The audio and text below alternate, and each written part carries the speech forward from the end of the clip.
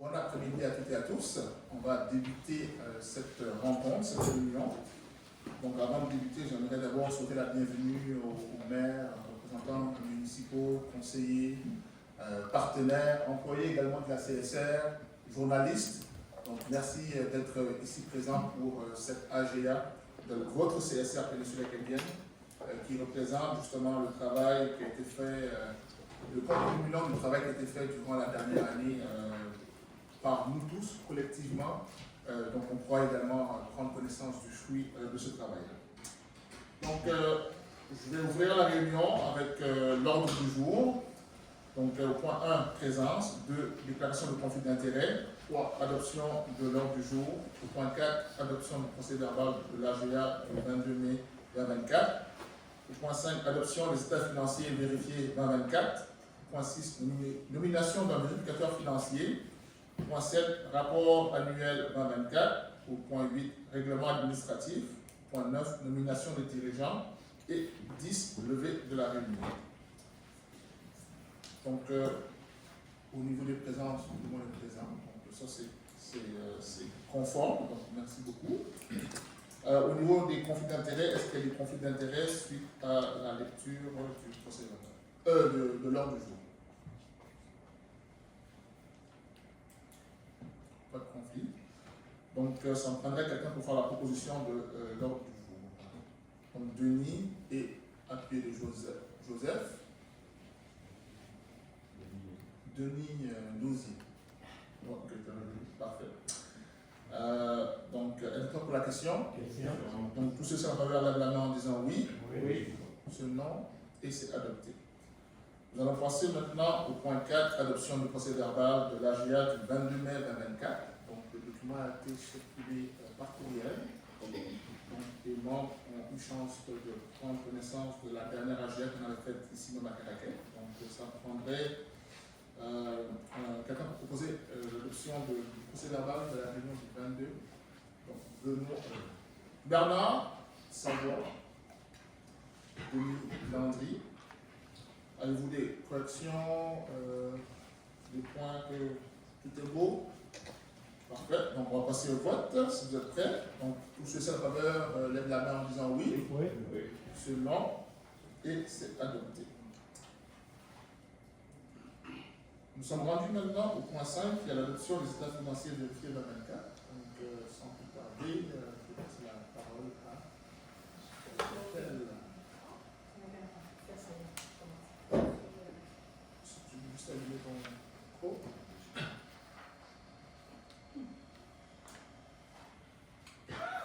M'entendez-vous? Avant de céder la parole à le vérificateur qui nous présente son rapport, je vais faire les grandes lignes des faits saillants de l'année 2024. Pour l'exercice se terminant le 31 décembre 2024, la CSRPA affiche un excédent consolidé de 381 462. Cependant, il est important de noter que le fonds de fonctionnement présente un déficit de 19 694.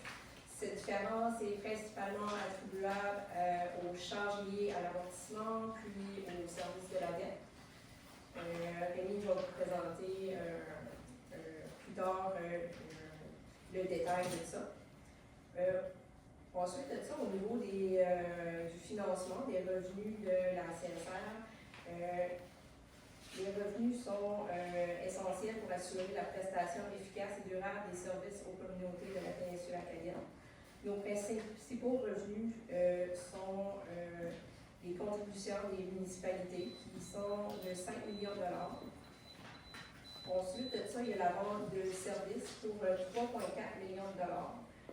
Ces revenus proviennent des frais divers dans les services, dont les frais de déversement de construction et de recyclage au service de gestion des déchets solides, la vente de paniers de légumes dans le cadre du programme Fonds et frais du service de développement communautaire, puis les ententes marketing et les revenus de services de déplacement dans le cadre du programme Déplacement Péninsule du service de transport régional. Ensuite de ça, en 2024, on a eu 1,4 million de subventions qui ont servi à financer différentes initiatives et programmes dans les services. Dernièrement, il y a le Fonds d'aide aux services régionaux, le FASR, pour un montant de 1,1 million de dollars. Le FASR a été mis en place pour fournir un soutien financier aux commissions de services régionaux, leur permettant de mettre en œuvre efficacement les priorités et les activités établies dans le cadre de leur stratégie régionale. Ensuite de ça, au niveau des dépenses, en 2024, les dépenses totales de la CSR se sont élevées à 10,6 millions de dollars, soit une augmentation de 1,2 million par rapport au budget initial et de 1,8 million par rapport à l'année précédente.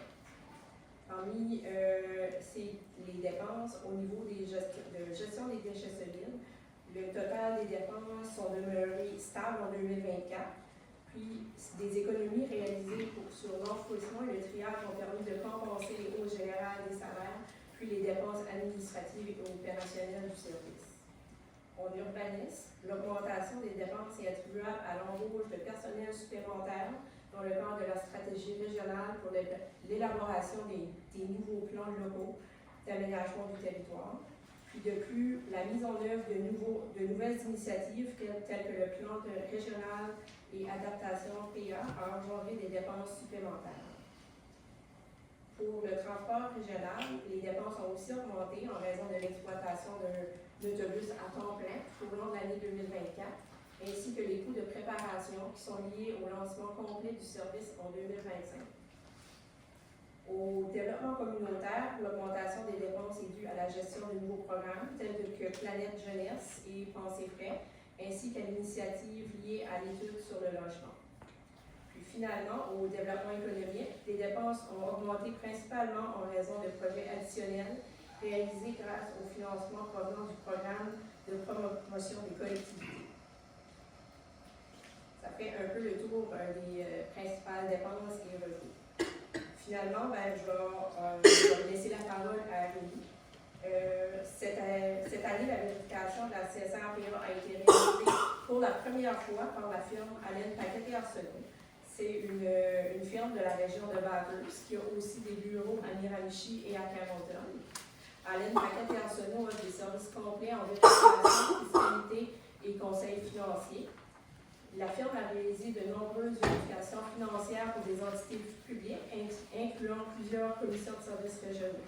Il possède donc une compréhension claire des exigences réglementaires et comptables propres aux commissions de services régionaux, ainsi que l'expertise nécessaire pour assurer une vérification rigoureuse et conforme.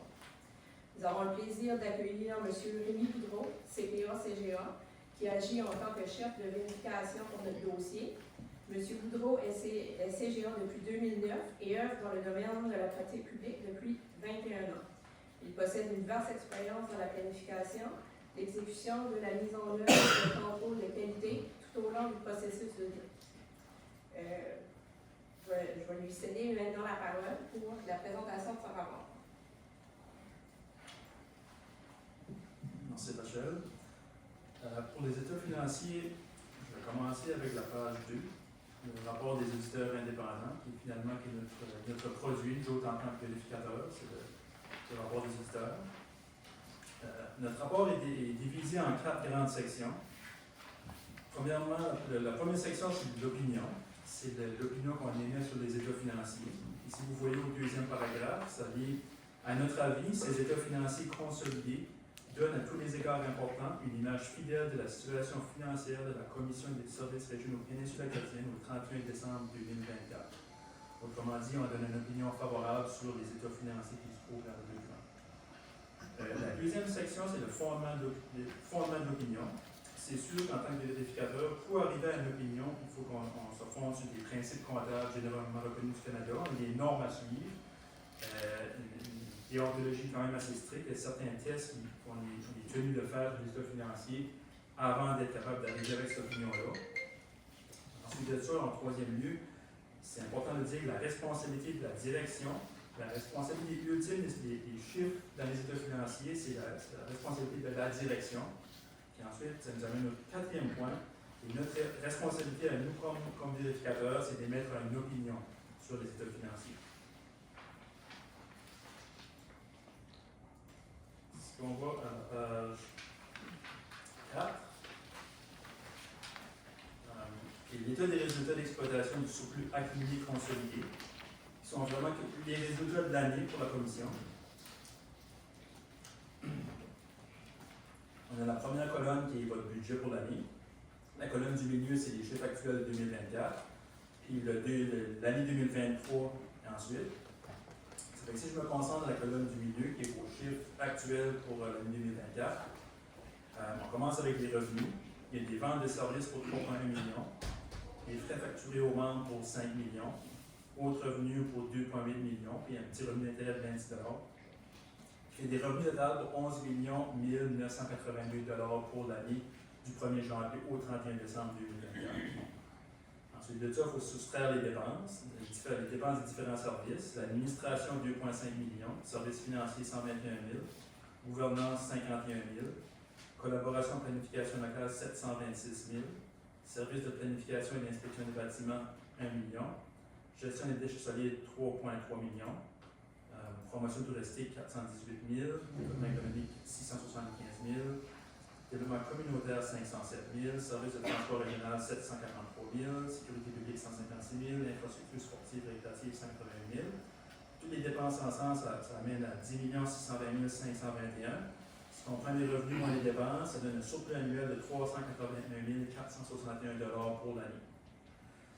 Ça, comme Rachel l'a déjà mentionné, c'est basé sur la comptabilité pour le secteur public, qui est la genre de comptabilité que la province veut avoir sur les états financiers. Mais vous autres, pour vos budgets, on voit la page 16.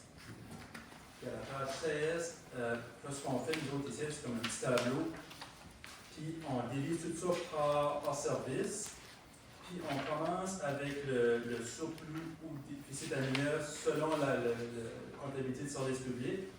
Puis on fait les ajustements pour amener en bas au surplus ou déficit des fonds pour l'année qui est vraiment votre comptabilité pour vos budgets. Ça fait si on sépare ça dans les différents fonds, le service collaboratif et aménagement régional a un surplus de 8 295 service de planification a un déficit de 17 375 gestion des déchets solides a un déficit de 5 286 promotion du tourisme a un déficit de 749 développement économique un déficit de 2432 développement communautaire, un déficit de 5 736. Transport régional, un surplus de 2 981. Comité de sécurité publique, un surplus de 3 881. Puis finalement, infrastructure sportive et récréative, un déficit de 2 474 Puis c'est là le fonds de fonctionnement, un déficit total de 19 695 pour l'année. Ça, c'est pour vos besoins de budget. Puis c'est ces montants-là qui vont apparaître sur vos budgets dans 2 ans. L'autre rapport important à mentionner, c'est l'état de la situation financière consolidée, la page 5.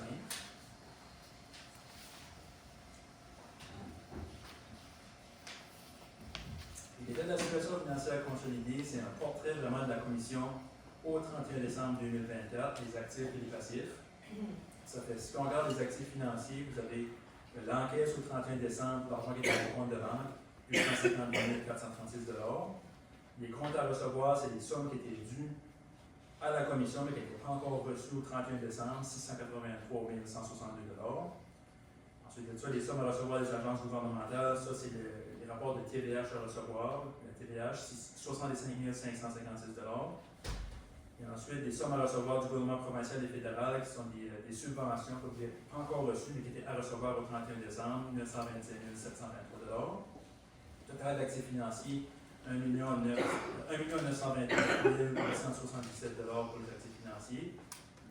À ça, on soustrait les passifs financiers, qui sont les emprunts bancaires, ça c'est les marges de crédit, 343 245 Compte à payer frais courus, 1,5 million. Les revenus perçus d'avance, ça c'est des sommes qui avaient été reçues par la commission, mais les dépenses n'avaient pas encore été engagées pour le projet, 366 000 Dette à long terme, ça c'est les différentes débentures de 2,7 millions. Ensuite, les congés de maladie courus, 41 000 Ça fait qu'il y a des passifs total pour 4,9 millions. Si on prend les actifs moins les passifs, ça donne une dette nette de 3 23 858 au 31 décembre 2024. À ça, il faut qu'on rajoute les actifs non financiers, les immobilisations corporelles, qui sont les bâtiments, véhicules, ainsi de suite, les équipements. 8 497 790 $. Et de ça, on soustrait l'amortissement cumulé qui est comme l'usure qu'on prend sur un certain pourcentage par année, 3 852 956. Il y a aussi des frais payés d'avance pour 85 455. Et partout, ça donne actif moins passif, ça donne un surplus accumulé de 1 713 431 $ au 31 décembre 2024. Le reste des états financiers, il y a beaucoup de notes explicatives. Je ne passerai pas à travers le ça, il y a plus de détails. En gros, c'est l'état de la situation financière consolidée et l'état des résultats qui sont les plus importants. Est-ce que vous avez des questions au sujet des états financiers? Merci beaucoup. Merci beaucoup pour la présentation. Je me tourne vers les membres. Si vous avez des questions, commentaires.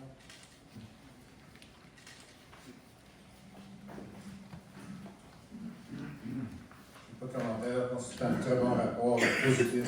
Et M. le Président, ça me fait plaisir de proposer l'adoption du dépôt du rapport financier pour l'année qui se termine fin décembre 2024.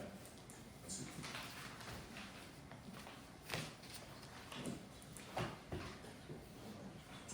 Ah, parfait. Donc, c'était très clair, pas de questions. Donc, on a un appuyeur et un secondeur. Pour la question. Donc, tous ces secondeurs lèvent la main en disant oui. Oui. Sur non. Et Ça ne me dérange pas, moi je vais y aller.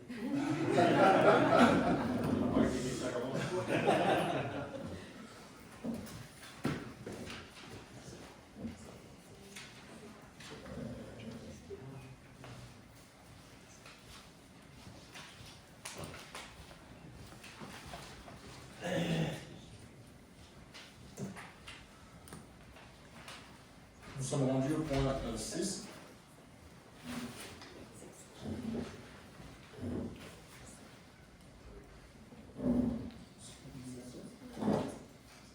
Donc, nous sommes rendus au point de la nomination d'un vérificateur financier.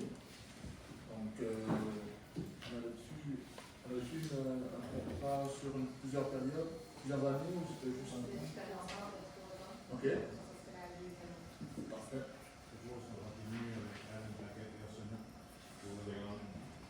Donc, vous pouvez par Georges et après de donner dans le groupe. On continue avec la même firme comptable de cette année. Avez-vous des questions sur la proposition? Si pas de questions, on pas pour le vote. Donc, tous ceux qui sont en faveur lèvent la main en disant oui. Oui. Non. Et c'est adopté. Nous sommes rendus maintenant à la partie du rapport annuel.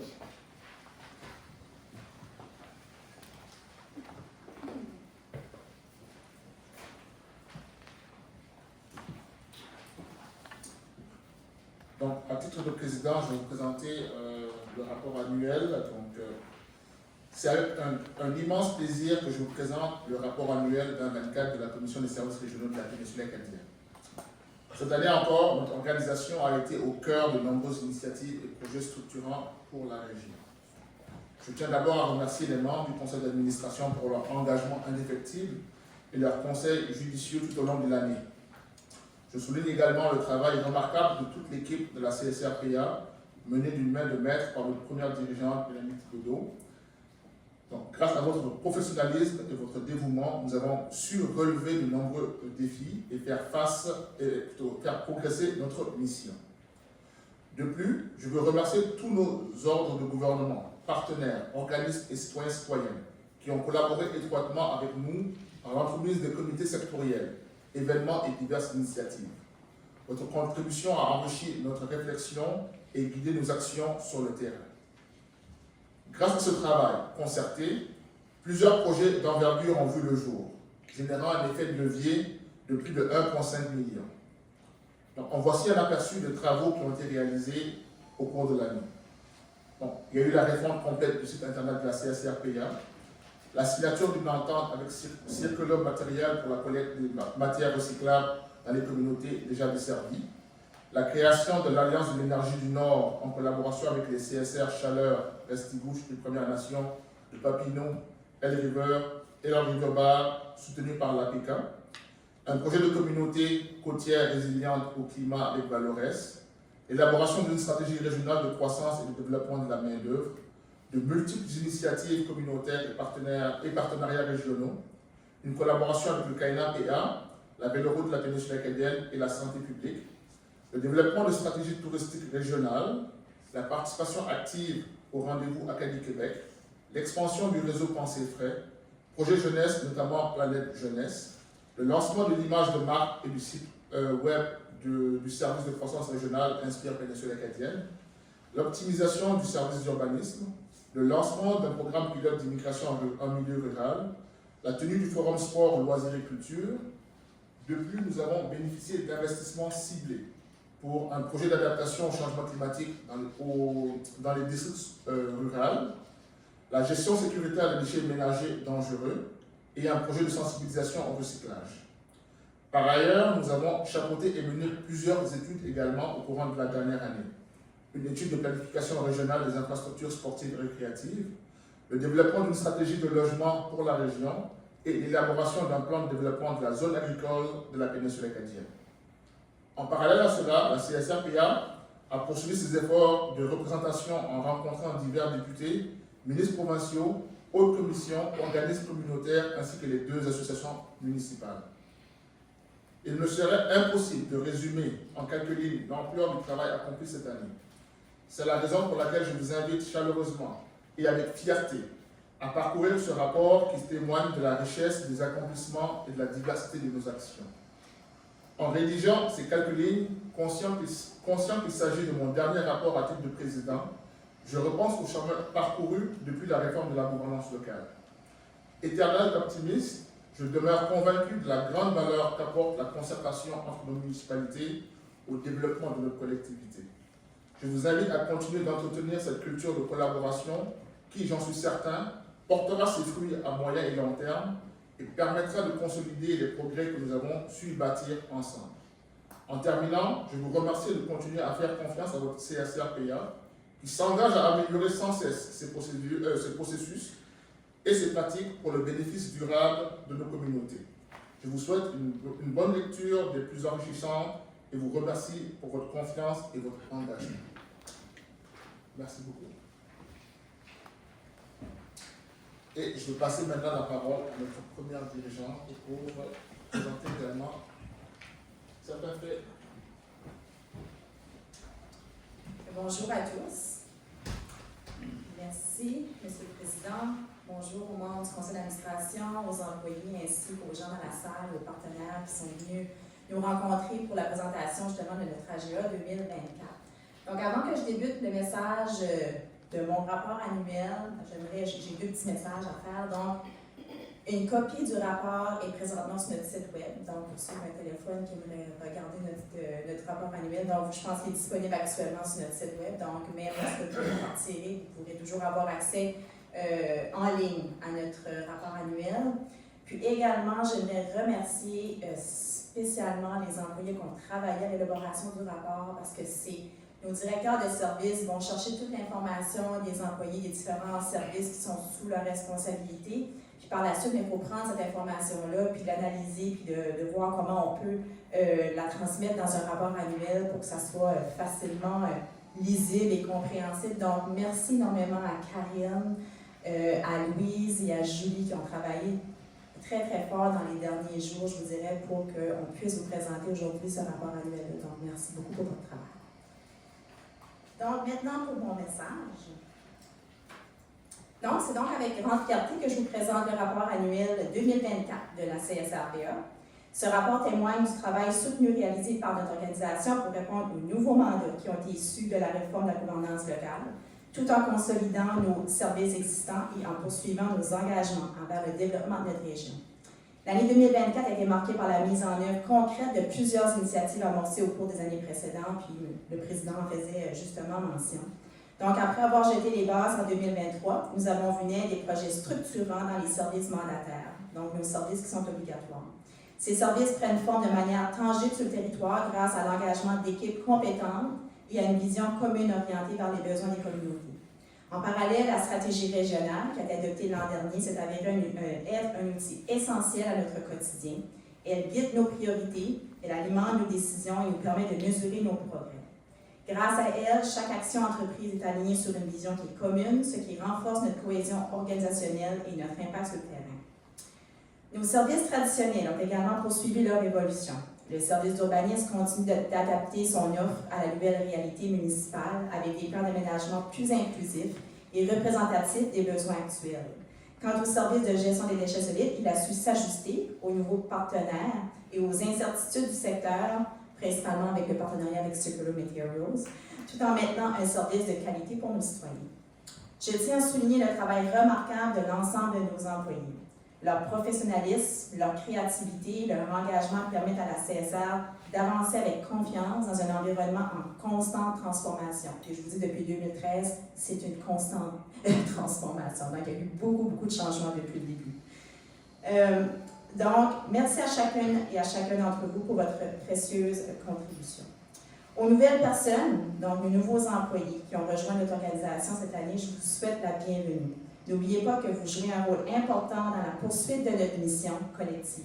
Je vous remercie de croire à notre vision régionale.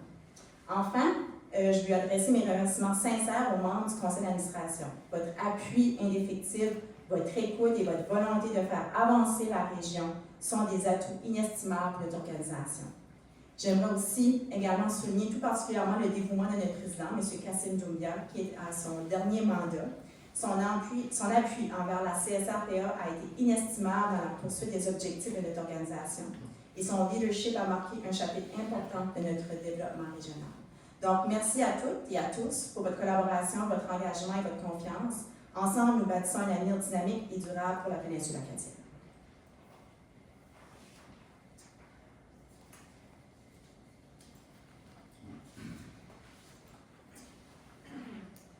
Maintenant, je vais poursuivre juste en vous présentant, pour commencer, les collectivités qui bénéficient des services de la CSR. Donc, tout à l'heure, je vous parlais des services qui sont mandatoires.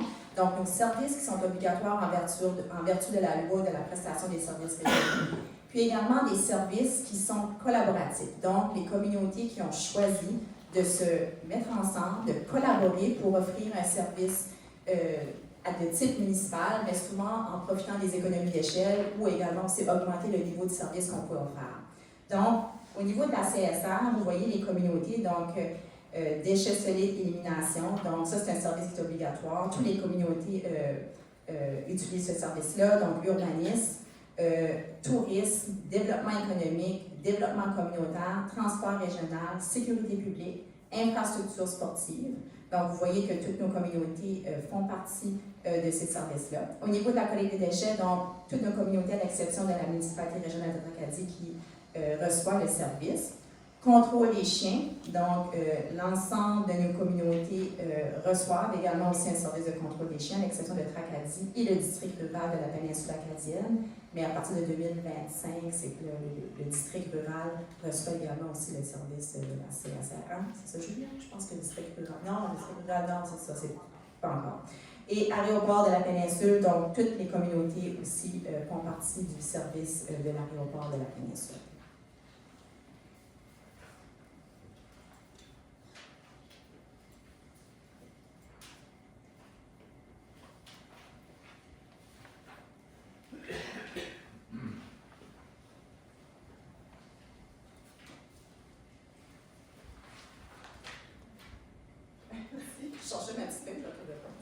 Donc, au niveau de l'organigramme, donc, afin d'assurer justement les services que la CSR offre, donc, on est épaulé par une équipe approximative de 70 employés. Donc, on est divisé selon 6 services, donc service de gestion des déchets solides, le service d'urbanisme, le service des finances, le service administratif, le service de croissance régionale qui regroupe évidemment tourisme, développement économique, immigration et main-d'œuvre, et le développement communautaire aussi qui comprend transport régional, sécurité publique, infrastructures sportives, récréatives et culturelles, inclusion et développement communautaire.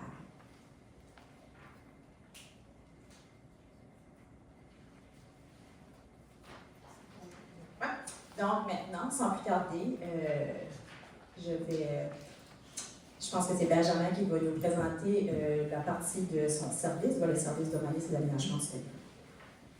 Et bonjour à tous.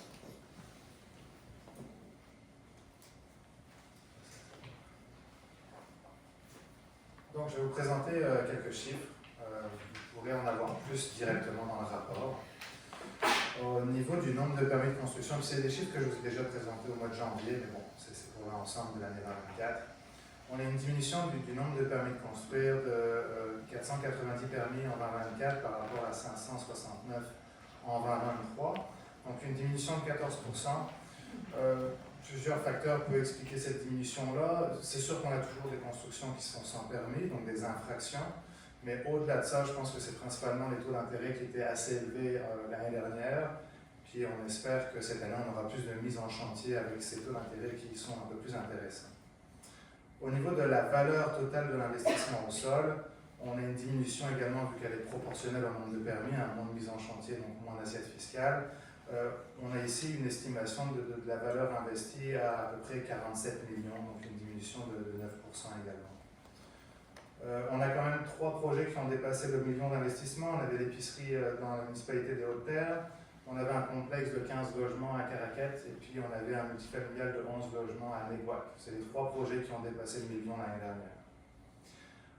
Au niveau des nouvelles constructions résidentielles, c'est assez stable. On parle ici de 87 nouvelles habitations comparativement à 82 en 2023. Donc c'est à peu près ça, entre 80 et 100 qu'on a par année. Ce que je peux rajouter, c'est qu'on a créé 153 logements l'année dernière.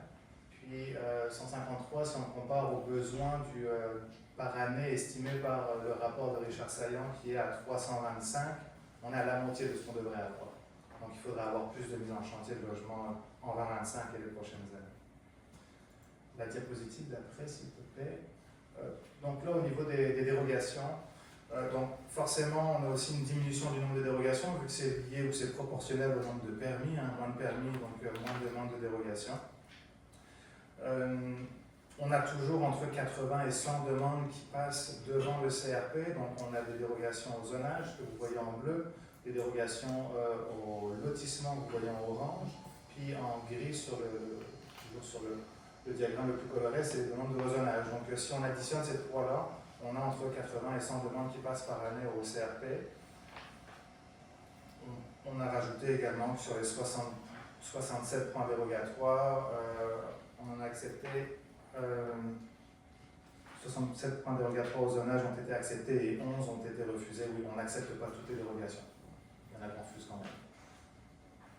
Au niveau du lotissement, on a retrouvé l'activité qu'on avait dans les années 2021. On avait une diminution depuis 2021 et là on retrouve le taux d'activité au niveau des échanges de terrain, achat, vente et division de terrain. Donc c'est plutôt une bonne nouvelle pour la région. On a également, on peut souligner, on a autorisé, donc on a recommandé 3 créations de nouvelles rues publiques et 4 extensions. Donc plus on crée de rues, plus on a de services et de constructions associés à ça. Donc c'est de bon augure.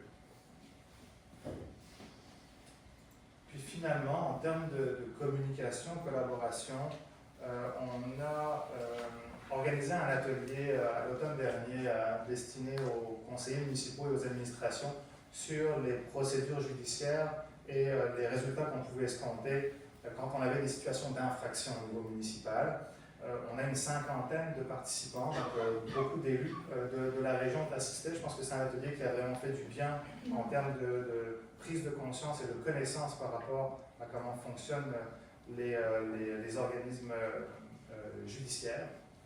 On a également fait des présentations au niveau des administrations municipales, des directeurs et puis des greffiers au niveau des procédures de rezonage qu'on administre ensemble, le service d'urbanisme et les administrations municipales pour mettre à jour les arrêtés municipaux. On a également dispensé des formations à notre conseil d'administration. On a parlé du plan de développement de la zone agricole, on a introduit le sujet avant d'avoir le rapport. Puis on a aussi démystifié les idées reçues sur ce qu'on appelait avant l'ancienne CAPA, essayer de démystifier des préjugés qu'on avait sur l'émission des permis de construire. Ce qu'on a fait également, on a assuré la coordination et la gestion des patrouilles, donc avec notre sous-contractant Maritime Enforcement Services, qui patrouillent le territoire pour contrôler les constructions qui se font sans permis ou même les signalements d'infraction qui sont donnés par les voisins.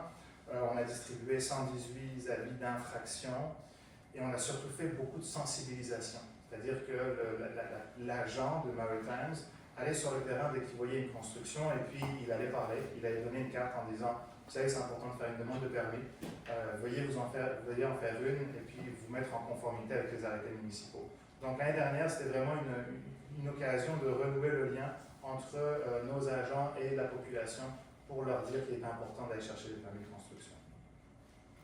Puis je pense que j'ai fini mon partie. Merci Benjamin pour le service d'urbanisme pour l'année 2024. Donc maintenant, je passe la parole à Karine, qui est notre gestionnaire en communication et marketing, qui va vous présenter la partie de gestion des déchets solides pour l'année 2024.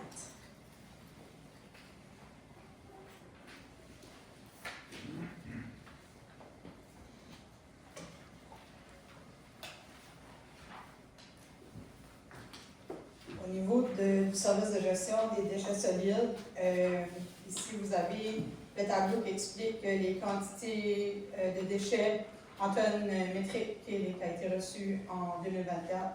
Donc au total, il y a eu environ 27 500 tonnes de déchets qui ont été collectés dans les municipalités. La quantité de déchets en tonnes métriques générées par les municipalités a légèrement diminué tout en restant dans une plage de variation moyenne considérée normale. Du côté du secteur commercial et institutionnel, les quantités de déchets ont demeuré relativement stables. Les baisses observées varient entre 0,5 et 1 %.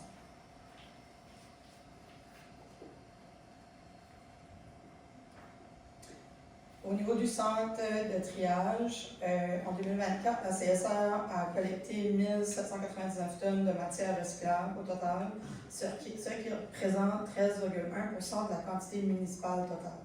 C'est la partie des déchets recyclables. En plus, la CSR a reçu 937 tonnes de matière recyclable en provenance de la CSR Restigouche. La quantité de matière recyclable revendue en 2024 a été de 1498 tonnes, représentant un taux de rejet de 45 %. Les résultats du recyclage démontrent une baisse de 103 tonnes dans les quantités récupérées. Cette baisse est possiblement due à une diminution de la contamination.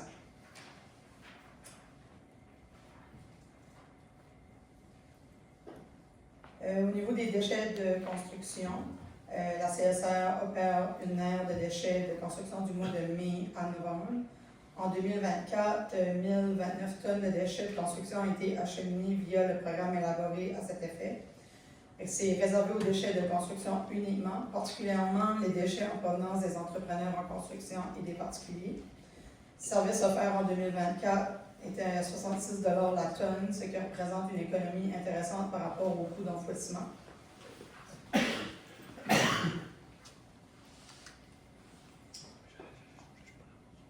Il y a eu aussi la création d'un programme de responsabilité élargie des producteurs pour les emballages et le papier imprimé. Une entente de 2 ans a été conclue avec Circular Material afin que les matières recyclables issues de la collecte municipale sur le territoire de la péninsule acadienne et dans le Restigouche soient triées au centre de triage de Tracadie. La CSRPA acceptait en novembre 2023 une offre financière triennale de Circular Material pour la gestion de la collecte municipale de matières recyclables. Cette entente est entrée en vigueur le 1er mai 2024. La qualité du matériel trié est étroitement surveillée par Nova Scotia Recycling, qui agit à titre de courtier pour Circular Material. Le matériel trié dépasse largement les normes de qualité établies. Sur ce point-là, on aimerait vraiment remercier l'équipe des trieurs qui font un travail exceptionnel à ce niveau-là.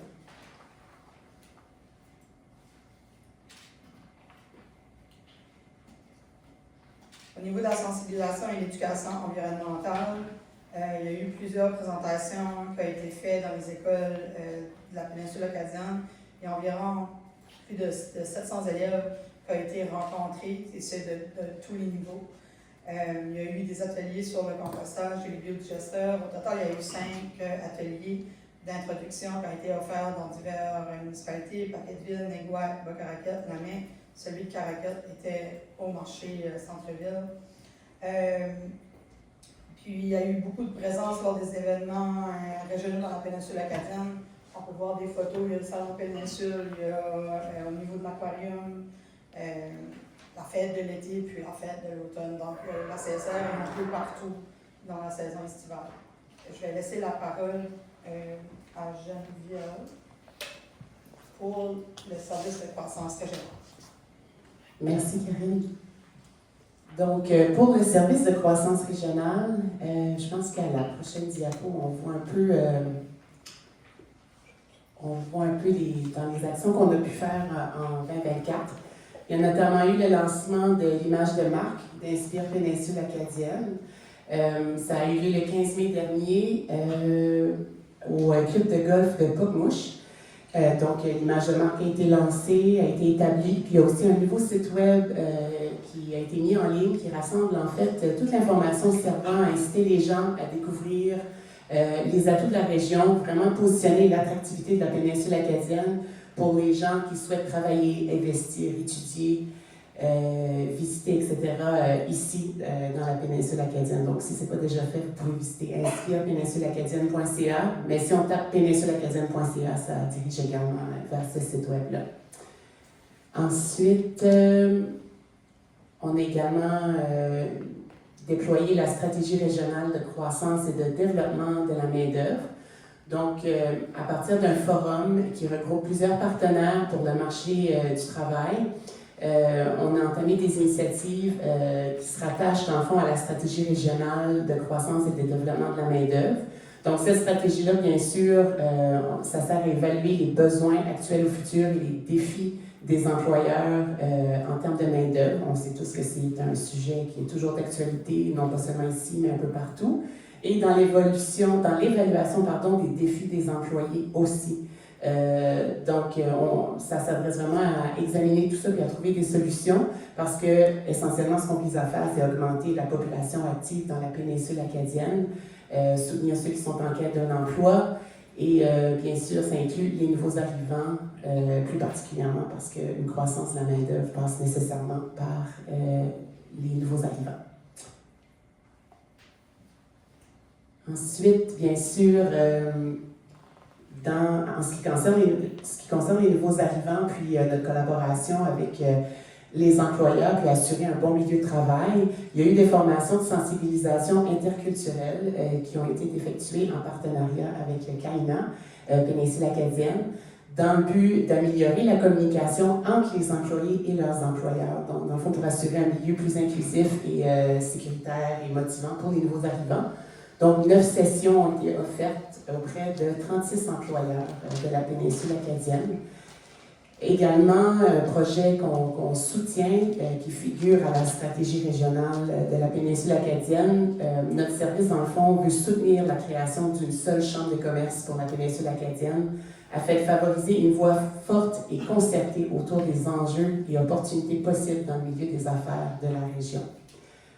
Également, on a soumis une demande en collaboration, encore une fois, avec le CAINA l'année dernière et on a reçu une confirmation en décembre dernier qu'on était admissible, qu'on a reçu en fait un projet pilote d'immigration dans les communautés francophones. Donc, notre équipe, en collaboration avec le CAINA, bien sûr, on va travailler de près avec IRCC, qui est Immigration, Réfugiés et Citoyenneté canadienne, au niveau fédéral, pour cerner les lacunes critiques en matière de main-d'œuvre dans la péninsule acadienne, désigner des employeurs à ce programme-là et faire des recommandations de candidature à l'IRCC pour la résidence permanente de candidats dans la péninsule acadienne. Donc, on voyait vraiment une belle opportunité de soutenir concrètement les employeurs de la péninsule et, dans le fond, ce projet-là se déploie officiellement cette année. Et puis, également, il y a un nouveau comité aviseur en développement économique qui a été mis sur pied. Bien sûr, le but de ce comité-là est de rassembler des gens du milieu des affaires et des partenaires afin d'identifier des opportunités de financement pour des projets de développement durable, économique et durable, bien sûr, pour la péninsule acadienne.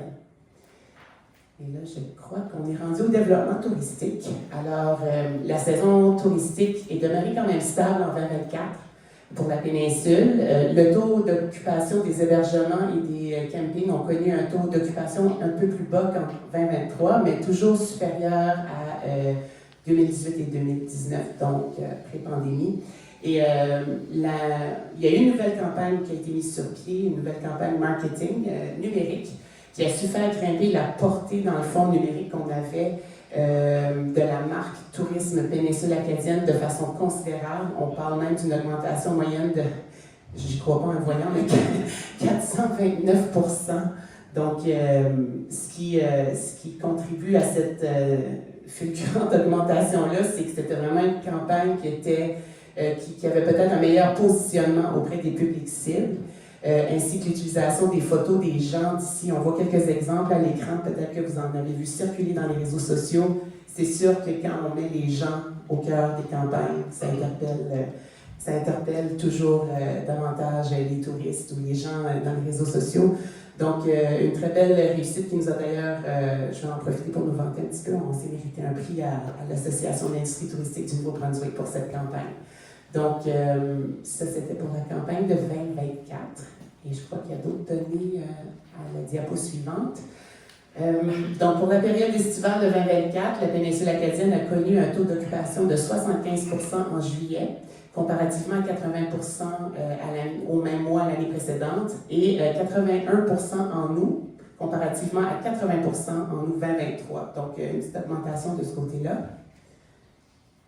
Et si on se tourne au niveau de l'achalandage des attractions provinciales, donc bien sûr, on en a deux sur le territoire de la péninsule qui cueillent l'information des visiteurs pour vraiment rapatrier toute l'information. On parle ici du village historique acadien et de l'aquarium Nouveau-Brunswick. Donc, somme toute, on connaît une très bonne saison touristique. Dans les faits, le village historique acadien a accueilli 50 780 visiteurs en 2024, une augmentation de 1% comparativement à 2023. Puis en ce qui concerne l'aquarium Nouveau-Brunswick, 30 730 visiteurs ont franchi les portes de l'établissement en 2024, une légère diminution de 1% comparativement à l'année précédente. Mais si vous vous rappelez, l'année dernière, il faisait extrêmement beau, donc c'est sûr que les gens voulaient être surtout à l'extérieur. Mais c'est quand même pas dramatique au niveau de l'aquarium. Là, s'il continue à pleuvoir comme il fait présentement, ça se peut que les chiffres vont monter du côté de l'aquarium. On souhaite quand même du beau temps pour 2025. Alors, je pense que c'est tout. Je cède la parole à Cédric Landry.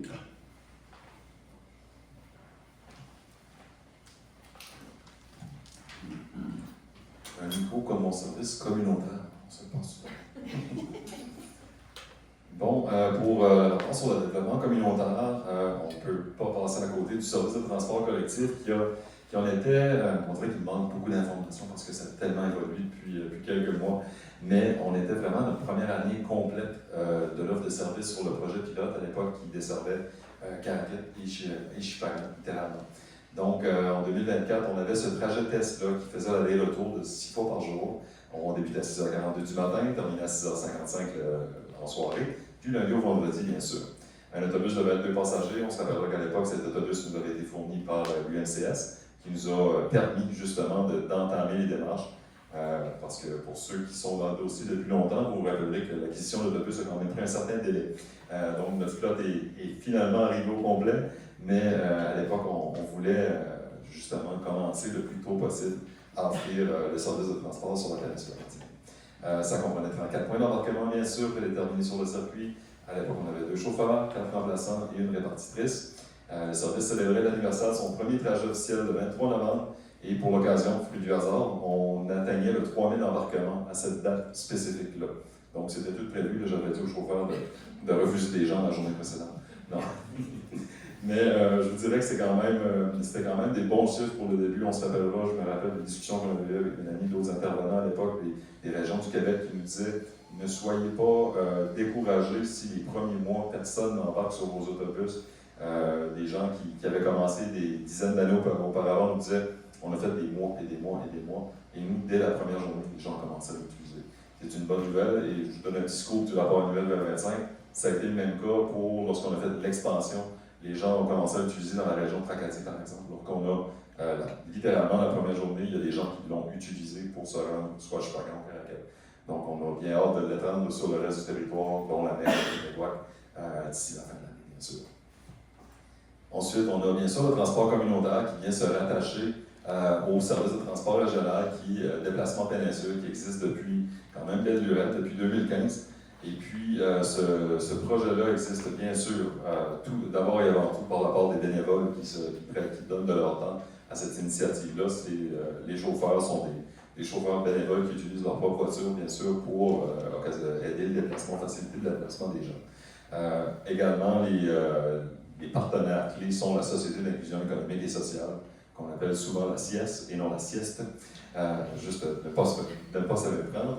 La Fondation communautaire de la péninsule acadienne, qui est un partenaire direct et très important, et comme dit, directeur de la résilience région péninsule acadienne, bien sûr. Cette année aussi, on a fait un exercice pour le rapport annuel 2024. Oui, on comptabilise toujours les kilomètres, le nombre de trajets, le nombre de déplacements qu'on fait. On a également comptabilisé le nombre d'heures de bénévolat que ça représente. Et je vous inviterai à jeter un œil. C'est quand même remarquable de voir qu'on a 6646 heures juste sur ce dossier-là de bénévolat dans notre région. Donc, sans cet apport-là, un tel service n'a pas autant de succès. Et on est fiers de son succès. Et je vous dirais qu'on fait même l'envie de certaines régions à ce niveau-là. Parce qu'on est très dévoués et ça fait son petit bout de chemin. Un jeu de mots un peu douteux sur le transport. Pensée frais, tout le monde a entendu parler de pensée frais à l'heure actuelle, je l'espère, en tout cas on le voit avec les chiffres à tous les mois qui augmentent. Pensée frais a été lancé il y a 6 ans, un programme mené par le réseau d'inclusion communautaire, en partenariat avec le comité régional de résilience communautaire également. Le principe est simple, on a des fruits et légumes à prix réduit pour favoriser la sécurité alimentaire. Il y a 2 idées là-dedans. Donc l'accès et l'éducation. Donc il y a bien des gens souvent qui vont choisir des produits préparés ou surgelés ou des choses comme ça parce que c'est plus coûteux souvent, plus frais. Donc dans tout ça, il y a un aspect d'éducation qu'on donne. On fournit même des recettes aux gens là, pour essayer des choses avec différents produits qui ne jettent pas sur une base régulière. Ce projet-là connaît un succès impressionnant, je vous dirais. À chaque mois, on voit les chiffres gonfler et gonfler. En particulier, on a 10 826 paniers qui ont été distribués sur le territoire l'année dernière, comparativement à 5 972 l'année précédente. Donc, c'est pratiquement le double. Et puis, je vous dirais qu'on commence à être appelé à une capacité avec l'ajout de janvier 2025, qui est une excellente nouvelle. Les gens se l'ont approprié autant pour les bénévoles que les citoyens qui en font l'utilisation. Les nouveaux sites de distribution, justement, on avait débuté au tout début, c'était à l'ANEC. Ensuite, Chupagan et Caracal et Tracadie. Maintenant, à la fin de l'année 2024, bien sûr, on a ajouté le site officiel de l'ANEC, justement, qui est un site, le site de Chupagan, qui est un site satellite de l'ANEC, donc c'est ajouté. Saint-Isidore s'est également ajouté en novembre. Et puis, le futur site de Rivière-du-Nord, qui est maintenant en fonction depuis quelques mois. Les partenariats, bien sûr, avec la région de Néguac, on sait que la région de Néguac est également desservie par la région de Miramichi, qui avait déjà quelque chose de bien implanté dans la communauté d'André. Donc, on s'est assuré de travailler ce partenariat pour que les gens de la région de Néguac aient également accès à Pensée frais. Et puis, je souligne la belle collaboration des employés municipaux de la municipalité de Néguac, bien sûr, et les gens de CSA voisine de la CSA Miramichi. La connaissance des bénévoles, autant pour Pensée frais que pour le déplacement péninsule. À chaque année, on se doit de remercier ces gens-là pour leur implication. Donc, on fait toujours soit un dîner ou un événement de reconnaissance. Et puis, on avait près d'une 60aine de personnes l'an dernier, je me souviens. Donc, très apprécié. Les gens il y a un sentiment d'appartenance à l'initiative qui est pas peu dire. La sécurité alimentaire, on a un partenariat interrégional pour les petits déjeuners aussi, qu'on travaille avec la région Chaleur et Restigouche pour, on parle en jargon classique, on parle d'un hub alimentaire qui se verrait d'être un endroit clé pour desservir justement la nourriture plus rapidement et plus fraîche à nos communautés, justement, avec nos CSA. Lorsqu'on parle de sécurité publique maintenant, en 2024, le service a poursuivi la mise en œuvre des recommandations de l'étude d'optimisation de services d'incendie déposées en avril 2022. L'embauche d'un gestionnaire en sécurité publique et incendie en 2023 a permis d'accompagner justement les services d'incendie, les municipalités et les partenaires régionaux dans l'amélioration des pratiques reliées aux situations d'urgence. contribuant ainsi à de manière significative à l'atteinte des objectifs régionaux en sécurité publique. Les activités marquantes du service, premièrement, je vous dirais le sous-comité d'itinérance, je regarde M. Lausier et Lantaigne qui participent activement à ce comité-là. Je dirais qu'on a fait un bon bout de chemin à ce niveau-là en tant que région, pas sans défi, bien sûr, mais quand même, là, on avance très bien. Là, puis là, on est justement en train de travailler une étude avec des chercheurs de l'Université de Moncton. Donc, le dossier progresse très bien. Un dossier important à mes yeux et aux yeux de plusieurs, j'en suis certain. Le comité de la résilience régionale, donc, qui découle du ministère de la Justice et Sécurité publique du Nouveau-Brunswick. Maggie est souvent ici. Elle n'est pas là aujourd'hui, mais une partenaire clé dans cette initiative-là, définitivement. Et puis, Suzanne Marcelin, qui est la coordinatrice de l'inclusion sociale et et développement communautaire, et co-présidente du comité régional. Ensuite, bien sûr, j'ai participé avec quelques intervenants du milieu à la conférence annuelle des... non, ça c'est un autre dossier, excusez-moi. Conférence annuelle des services incendie, justement, organisée par le ministère de l'Environnement et du gouvernement locaux. On est là chaque année, je dirais, je suis allé l'an dernier, et Gaston va y aller cette année, je suis persuadé. Groupe de travail sur la réduction des méfaits en partenariat avec la santé publique, qu'on participe activement, Mère Landry et membre actif maintenant sur ce comité-là depuis quelques rencontres, d'ailleurs, depuis la fin de l'année 2024, je dirais. Infrastructures sportives, récréatives et culturelles maintenant. Vous allez définir le mandat relatif aux infrastructures sportives, récréatives et culturelles s'inscrit dans une volonté d'optimiser l'offre aux citoyens, d'assurer une utilisation équitable des ressources publiques et de soutenir des projets structurants qui contribuent à la qualité de vie et à l'attractivité de la région. Les réalisations, les implications dans la communauté à ce niveau-là, on parle surtout le travail de chantier l'an dernier, ça a été de faire la mise à jour de l'étude de planification régionale des infrastructures sportives et de loisirs qui avait été originalement déposée en 2018 et qui nécessitait une mise à jour pour entamer le travail justement avec nos nouveaux mandats. Fait marquant de cette mise à jour-là, surtout, c'est justement s'adapter aux nouvelles structures municipales, donc les municipalités ayant changé depuis la réforme, bien sûr, mais également d'ajouter la composante culturelle qui ne figurait pas à l'étude dans le passé. Donc, ça a été fait. On continue de travailler de près avec la Véloroute aussi, donc notre partenaire clé. Soulignons que la Véloroute a été le seul infrastructure officiellement identifiée comme étant une infrastructure régionale de la péninsule acadienne. Donc, c'est un partenaire clé pour nous et également pour le développement économique. Avec Xavier au niveau touristique, là, c'est un outil je ne pense pas qu'il peut passer une journée sans parler de la Véloroute, j'en suis persuadé. Et l'équipe Harmonica, bien sûr, on est bien heureux de pouvoir continuer notre collaboration. Ensuite, participer à différentes initiatives, comme par exemple le All Access Play Event de Loisirs Nouveau-Brunswick ou Rec & Be, qui rassemblait des gens de la province au complet pour parler de différentes initiatives à l'extérieur et à l'intérieur de la province, donc des bonnes pratiques et des choses comme ça. Et on continue de travailler également avec le CLND, une communauté loisirs Nouveau-Brunswick, qui est un peu la version plus francophone et de Rec & Be, entre guillemets. Donc, on parle de la gestion de l'infrastructure et de la mobilisation du milieu sportif et récréatif. On a également eu des rencontres avec Elle est active Nouveau-Brunswick. En anglais, ça sonne un peu mieux, She's Active New Brunswick.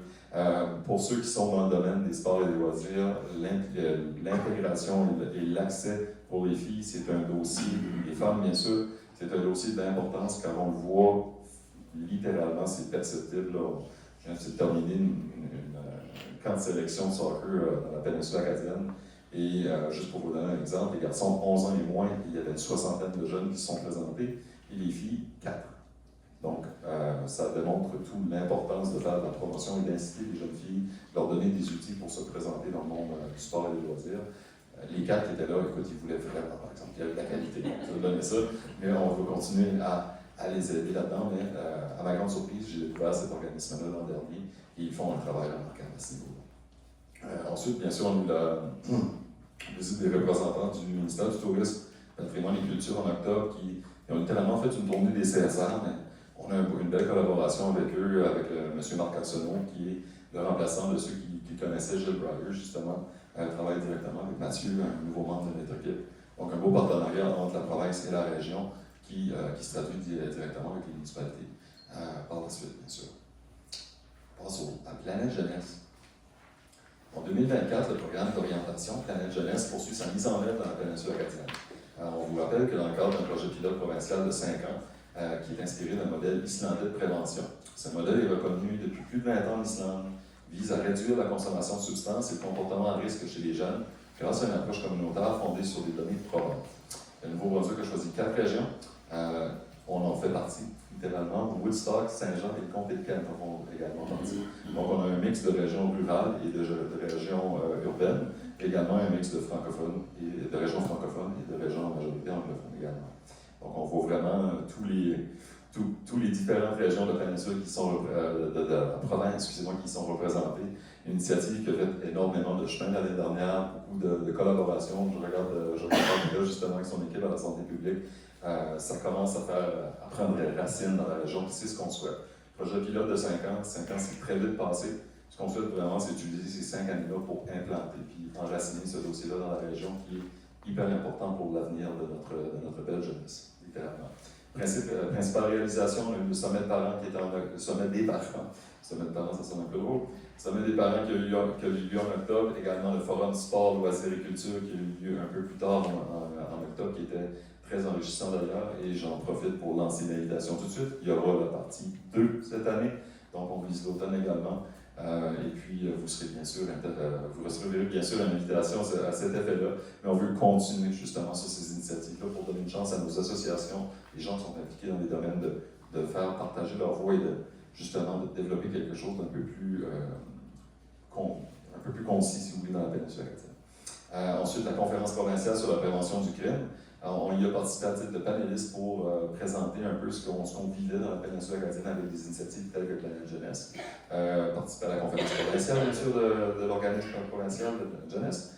Aussi, une initiative qui a fait son petit bout de chemin, c'est la carte PJ, qu'on a présentée en mode test, je vous dirais, dans la région de Caraquet.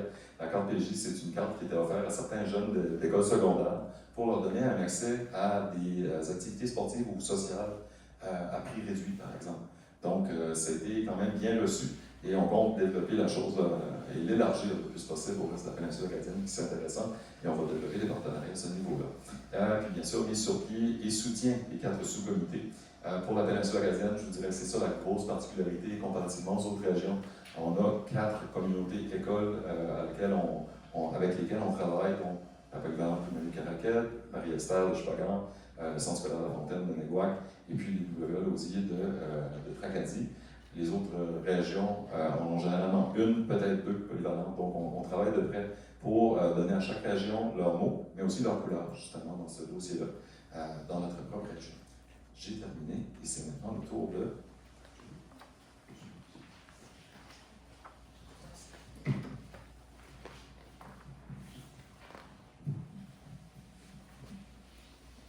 Bonjour tout le monde.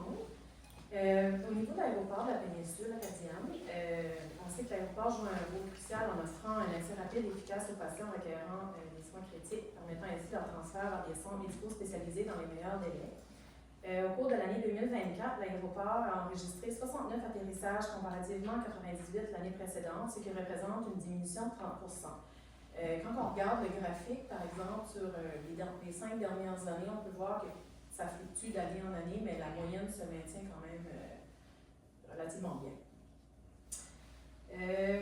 Ensuite, pour le service de contrôle des chiens, la vente des services et les sommes perçues par les communautés ont diminué d'environ 43% comparativement à l'année précédente, passant de 7 290 à 4 140 En 2024, 71 appels ont été traités comparativement à 57 en 2023 et 39 constats d'infraction ont été rédigés par le contrôle des chiens comparativement à 16 en 2023.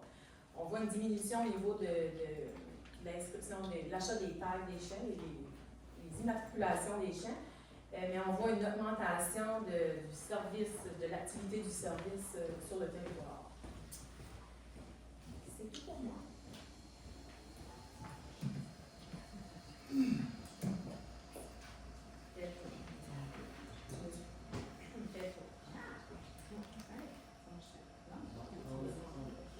Allô? Hey, j'ai pas de patience, hein?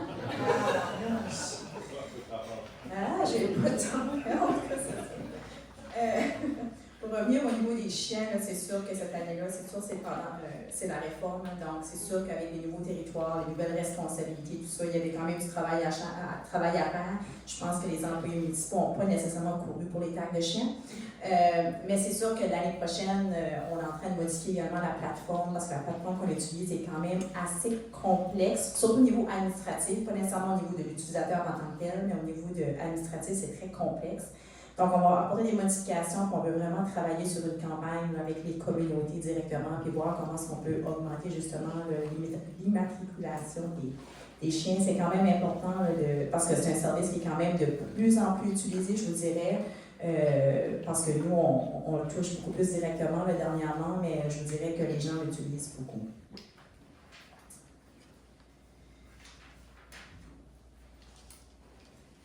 Donc, pour terminer, donc, autre réalisation, donc des projets qui vraiment doivent être mentionnés parce que c'était quand même des événements importants au niveau de la CSR pour 2024. Donc, stratégie de développement de l'habitation de la CSRPA donc, a été déposée en octobre, en tout cas à l'automne 2024. Cette étude-là faisait suite à la première étude qui était celle de Richard Saillant, qui présentait un constat au niveau des besoins de logement dans la péninsule acadienne. La deuxième étape était vraiment d'élaborer une stratégie, c'est-à-dire d'arriver avec des recommandations pour aider principalement les communautés, comment on pouvait justement augmenter ou stimuler la construction de logements dans les régions. Donc, c'est sûr qu'au niveau de la CSR aussi, on avait également des pistes, des actions qu'on souhaitait entreprendre également, mais on a fait une demande au niveau du provincial. On attend toujours des réponses à cet effet-là pour être en mesure de mettre en place les recommandations qui ont été soumises. Plan régional de développement de la zone agricole de la péninsule acadienne, on en a fait mention, donc qui avait été présenté à l'automne, qui avait été réalisé par Valorez. Donc, les recommandations qui ont été soumises dans ce rapport-là, on veut que ce soit un comité qui les étudie puis qui par la suite arrive des recommandations au niveau de la CSR. Ce comité-là va être formé officiellement en juin prochain, à la prochaine réunion de la CSR. Donc, on devrait arriver avec parce qu'on a sorti un appel d'intérêt pour savoir qui souhaitait siéger sur ce comité-là. Donc, on va arriver avec des recommandations dans le prochain mois pour les membres de la CSR pour qu'on puisse mettre en place ce comité-là dans les prochaines semaines. Programme pour des communautés côtières résilientes au climat, on en a fait mention également. Donc, c'est un dossier qui est important. C'est un gros budget également. C'est un gros fonds financement qu'on avait reçu du fédéral. Donc, on travaille en collaboration avec les communautés valorises dans ce dossier-là. L'Alliance de l'énergie du Nord. Donc, le travail se poursuit pour la mise en place. C'est un dossier qui est quand même relativement complexe parce qu'il y a beaucoup de modifications législatives qui doivent être mises en place pour qu'on puisse voir ce projet-là se concrétiser, mais c'est très positif jusqu'à présent. Les discussions sont très positives, donc très constructives, donc on s'attend à ce que ce projet-là voit le jour dans les prochains mois. Entente avec le comité d'accueil et d'intégration d'établissement des nouveaux arrivants de la péninsule acadienne, donc le TAINA. On travaille en étroite collaboration avec l'organisme, principalement Geneviève, au niveau du comité de la croissance, qui travaille avec l'organisme afin de rejoindre les objectifs qu'on a au niveau des nouveaux arrivants, parce que la CSR, dans son mandat de développement économique et au niveau de la main-d'œuvre, on a une responsabilité par rapport au dossier des nouveaux arrivants. Et on a un organisme déjà sur le terrain qui fait ce travail-là. Donc, pour éviter la duplication, on préférait créer un partenariat avec eux, donc pour les soutenir financièrement, pour qu'eux puissent réaliser leurs objectifs et que nous, en même temps, on peut réaliser nos objectifs là, en termes de nouveaux arrivants. Et plateforme numérique de transparence, on en a fait mention tout à l'heure au niveau d'un nouveau site web. On a fait ce travail-là l'année dernière. On a commencé l'année dernière, puis on s'est pas mal concrétisé dans les derniers mois. Mais je vous dirais, si vous allez sur notre site web, il y a énormément d'informations. Donc, le but est de transmettre, d'informer les gens le plus que possible, nos rapports, même tous les rapports des différents comités, parce que vous voyez qu'il y a beaucoup de mandats, mais il y a beaucoup de comités, beaucoup de travail qui se fait sous ces différents mandats-là. Donc, tous les comités sont, les procès-verbaux des comités sont disponibles, nos rapports mensuels au niveau des directeurs généraux aussi. Donc, vous êtes les bienvenus à aller consulter ces ces différents rapports-là qui sont disponibles maintenant à partir de notre plateforme. Donc, merci beaucoup aux différents directeurs des services qui ont présenté leur partie. Maintenant, on est disposé à répondre aux questions, aux commentaires, donc c'est à vous la parole. Merci Mélanie ainsi qu'à l'équipe pour la présentation du rapport annuel d'A24. Mais avant de passer aux questions, j'aimerais d'abord que vous puissiez vous donner une bonne main d'applaudissement sur toutes les initiatives qui ont été faites. Il y a soit un membre du conseil d'administration qui y siège et également des partenaires de la communauté pour justement arriver à réaliser tous les objectifs qu'on s'est fixés au courant de la dernière année. Donc s'il vous plaît, donnez-vous une bonne main d'applaudissement. Donc, s'il y a des questions, commentaires, on est disposé à les prendre. Je suis bouche bée. De façon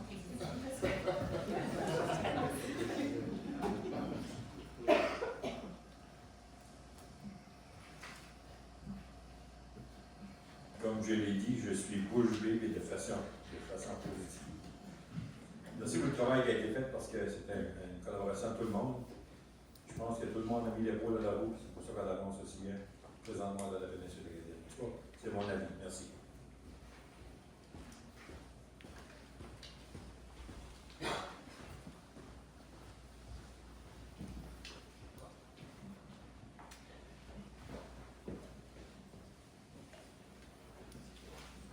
Merci pour le commentaire, Denis.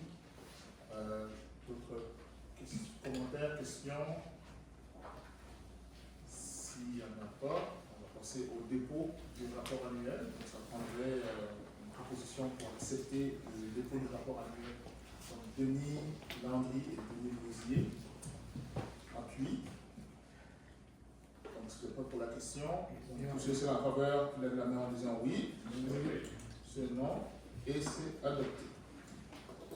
Nous sommes rendus au point règlement administratif. Il n'y en avait pas. Donc ce point-là est fait.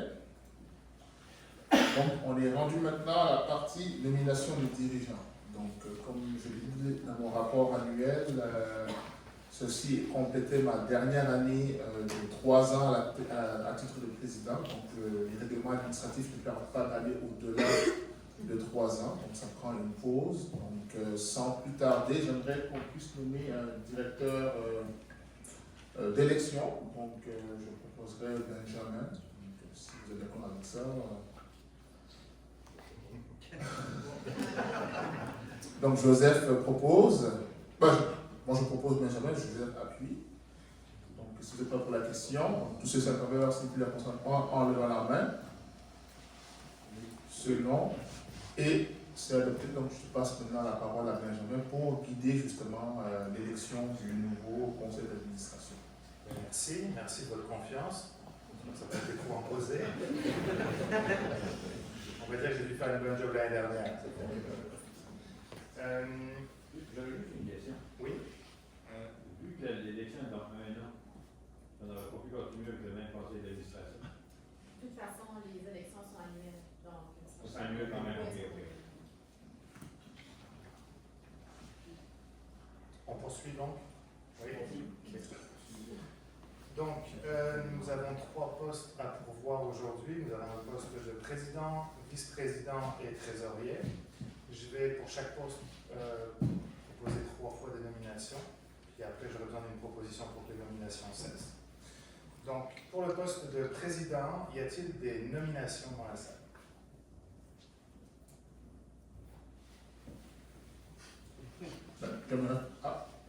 Denis Louisier.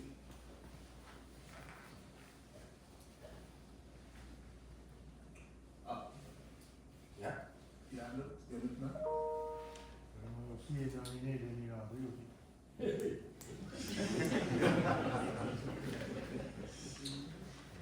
J'aimerais proposer Georges Savon.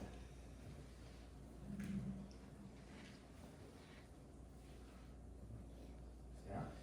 Y aurait-il d'autres nominations pour le poste de président?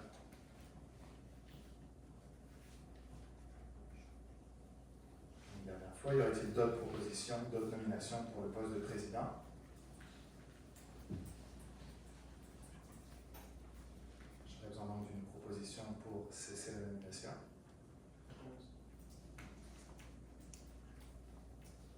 3 nominations par ordre inverse de l'arrivée. Je vais demander d'abord à M.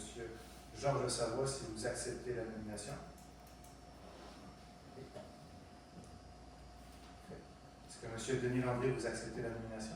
Non. Est-ce que M. Denis Lausier, vous acceptez la nomination? Non. Pas d'élection. On a une nomination. Donc, félicitations à M. Georges Savoie pour la nomination.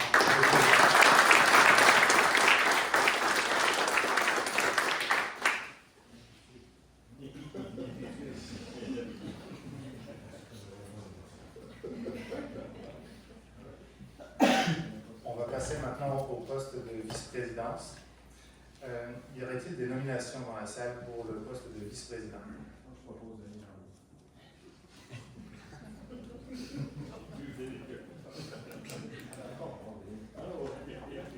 Y aurait-il d'autres nominations pour le poste de vice-président? Moi, juste parce que j'ai eu un courriel, j'aimerais proposer Bernard Thériault qui a mentionné ou manifesté son désir pour ce poste. Y aurait-il d'autres nominations pour le titre de vice-président?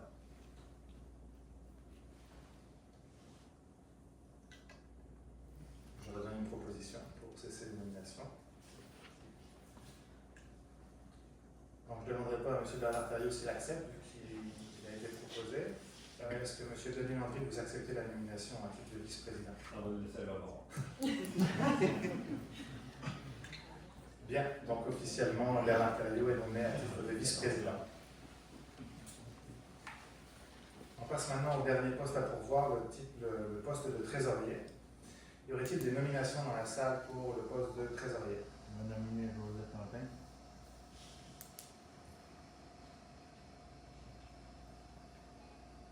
Y aurait-il d'autres nominations dans la salle pour le poste de trésorier?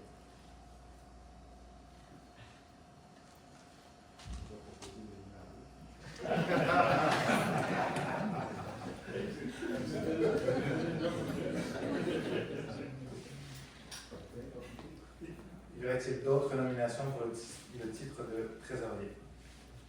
Avec Denis Gauthier.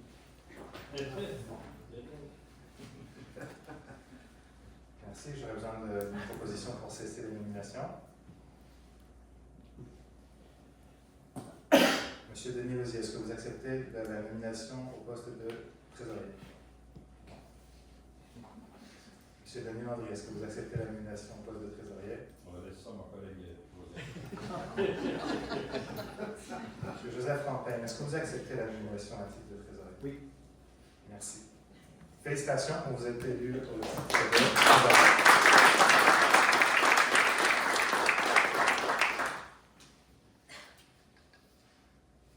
Je pense que ça complète.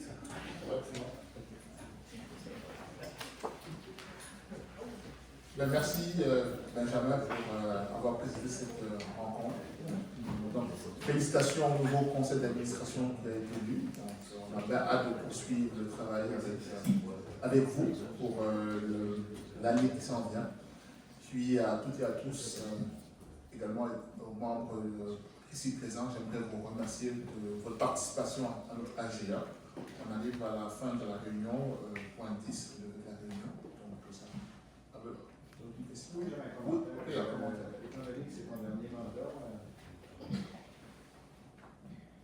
étant donné, M. Cassine, que c'est votre dernier mandat après 3 ans que vous avez rempli de façon extrêmement positive, je pense qu'au nom du conseil d'administration, on vous remercie pour votre travail.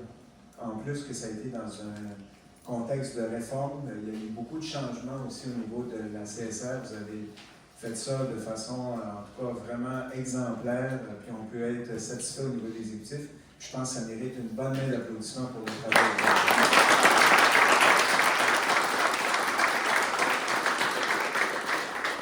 On pourrait peut-être changer la Constitution parce que je crois qu'on aurait aimé vous garder plus longtemps, mais c'est peut-être des choses qu'on pourra changer dans le futur. Merci encore.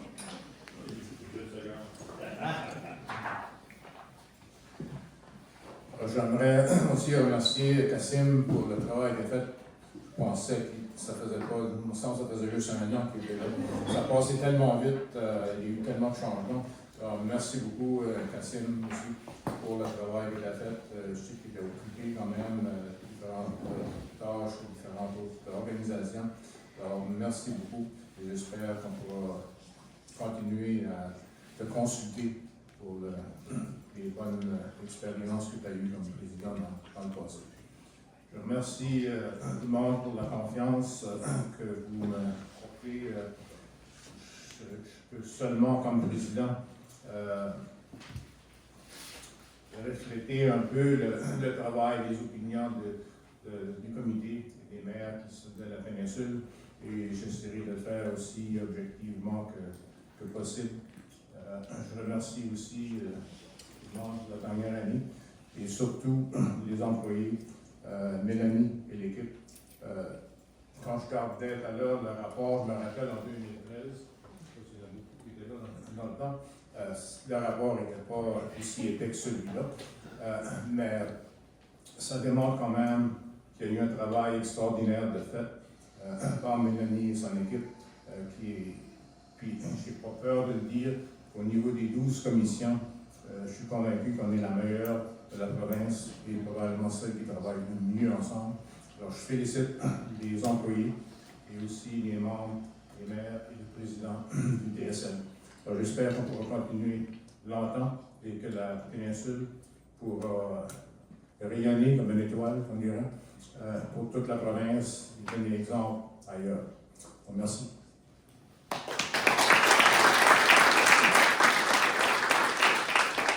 Merci pour les bons mots. Comme je l'ai dit, c'était un travail d'équipe.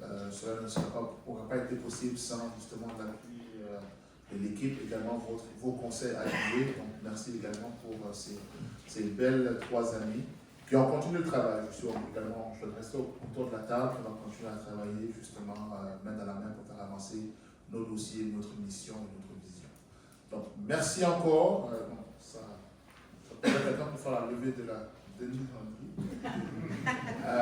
donc merci, je pense qu'il y a un petit léger goûter qui va être servi, donc on peut rester et continuer à